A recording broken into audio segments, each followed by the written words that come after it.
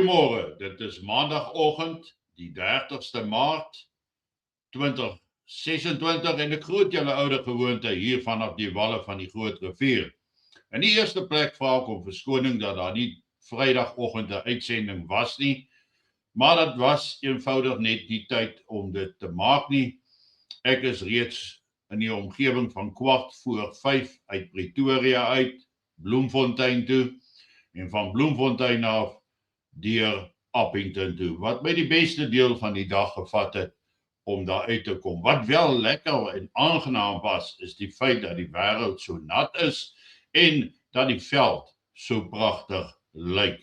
En ek kan my indink dat die veeboere in ekstase daaroor sal wees. Maar vanoggend wil ek so 'n oombliekie stil staan by 'n paar sake in Suid-Afrika, maar ons moenie vergeet dat die oorlog in die Midde-Ooste nou al 'n maand 2 ingaan nie. Ons weet dat Iran nie wil oorgee nie. Ons weet dat Iran nie wil onderhandel nie, ten spyte van die feit dat Donald Trump alles in sy vermoë doen om 'n ofruim te skep sodat Amerika uit hierdie oorlog uit kan kom. Maar elke keer wanneer hy 'n ding doen, is dit asof die Israelies onder Netanyahu hierdie proses, hierdie uitkoms probeer beduiwel, bevoeter en te verhoed dat Amerika vir Israel alleen in hierdie oorlog laat. Maar daaroor gaan ek weer môre of oormôre meer gesels. Maar intussen is dit baie belangrik om daarop te let dat daar 'n stille stryd rondom die Panama-kanaal plaasvind. Nou julle sal onthou dat Donald Trump gesê het, hy het gepraat onder andere net na hy die president geword het, hy het gesê hulle moet die Panama-kanaal terugneem. Hy het gepraat oor Groenland, hy het gepraat rondom Suid-Afrika en hy het 'n paar goed uitgespel. En die dinge is alles gefokus rondom China se vermoë om uit te brei en om hom te beperk, sy bewegings te beperk en dan sodanig 'n negatiewe invloed op die Chinese ekonomie kan bewerkstellig. So daar's nou 'n stille stryd aan die gang en die enigste land wat hy in dieselfde asem aangevat het, maar nog niks regtig aan gedoen het nie, is Suid-Afrika. Nou daar in die Panama-kanaal gaan dit nou rondom indirekte druk wat uitgeoefen word, soos die Chinese wat al die Panama vlagskepe vertraag. Hulle laaiprosesse, die vertrekprosesse, dis daai indirekte druk wat op Panama geplaas word. En ek is seker daarvan dat Amerika dit met 'n fyn oog dophou en dat sy amptenare ook hard druk oor die Panama-kanaal. Ons moet niks van hierdie goed misloop nie. Maar dan wil ek 'n oomblik nou by Suid-Afrika stil staan.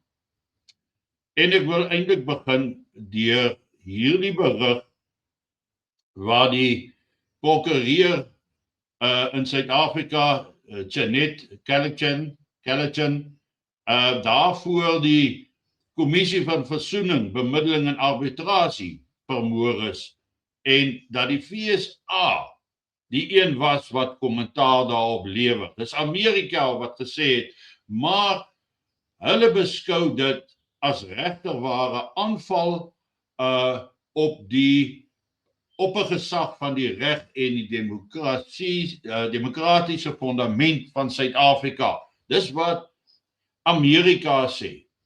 Maar in Suid-Afrika is daar wel reaksie van die vakbonde. Ek kan my nie indink dat daar enige reaksie reeds was op hierdie moord op hierdie prokureur van regeringskant af nie.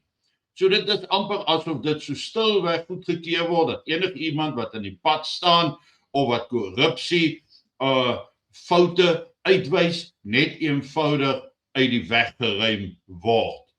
Dit verduidelik dan ook hoekom daar's 'n ongelukkigheid binne die polisie is oor die aanstellings. Nou sê hulle hier, die lede wat op die kortlys vir bevorderings geplaas is nie bevoeg of gekwalifiseer om in daai poste te dien nie. En die mense wat wel aan die minimum vereistes voldoen het nie die kortlys gehaal nie. Dit sê vir jou dat daar weer eens onbevoegde persone aangestel word in die polisie. Daar's dus nie 'n strewe na uitnemendheid nie. Dit is asof dit net eenvoudig nie bestaan nie en dat dit nie belangrik is nie. En hoe meer onbevoegd die polisie raak, hoe gevaarliker raak dit vir my en vir jou op die straat hier in Suid-Afrika. Dan 'n ander ding is nou maar weer eens dienslewering. Basiese menseregte word ontken, waternood in Appington word geïgnoreer en dis die waternood in die meer informele dele waar hulle vra, sit tenke op wat gevul word met krane waar ons water kan gaan volmaak, ons kanne kan gaan volmaak, maar moenie hou op om hierdie trokke wat water kom aflewer volgens Afrika-ekonomie dit doen wat hulle vra 'n klomp geld en hulle maak geld uit daardie proses uit. En dis hoekom mense ongelukkig raak daaroor. Ons sien aanvalle op die regstelsel hierso met die moord op daai prokureur. Ons sien weer eens geen strewe binne die polisie na uitnemendheid nie. Dit maak die deure oop vir korrupsie, onbevoegdheid, alles wat daarmee gepaard gaan en basiese dienslewering aan die inwoners van die land. Wat vir my sê, dit is die breër massa bevolking wat die minste in die proses geag word. En dat ondanks die eise wat Amerika gestel het ten opsigte van plaasaanvalle en plaasmoorde, ten opsigte van BEE en 'n verskeidenheid van ander eise wat hulle daar geplaas het, voeter die ANC net eenvoudig voort. Die groot probleem wat ons het in die regering van nasionale eenheid is natuurlik die feit dat die ander partye in hierdie regering van nasionale eenheid geen invloed het op Suid-Afrika se buitelandse beleid nie en dat die ANC 100% met hulle verwronge buitelandse beleid voortstrompel. Daar word ook geen aandag gegee aan sogenaamde haatspraak wat in Suid-Afrika plaasvind nie. Ons kyk dan na hier ene Sonwa wat sê, kill all white colonial settlers in South Africa. All 4.7 million of them. I want them dead, one by one. Kill all the ANC politicians for their role in upholding whiteness in South Africa. I want anything that is anti-black and in the way of true liberation of black people completely annihilated. En hierdie is nie 'n geïsoleerde gevoel wat hierdie Sonwa uitspreek nie. Dit kom al hoe meer en meer op sosiale media voor. En dan moet ons onthou, dit is juist hierdie opruiendheid wat op die ou ende kan veroorsaak dat daar 'n spontane aanval op ander groeperinge in die land gaan wees, selfs binne stamverband, maar baie definitief op 'n stadium dan ook op jou ras, afhangende van wat dit is.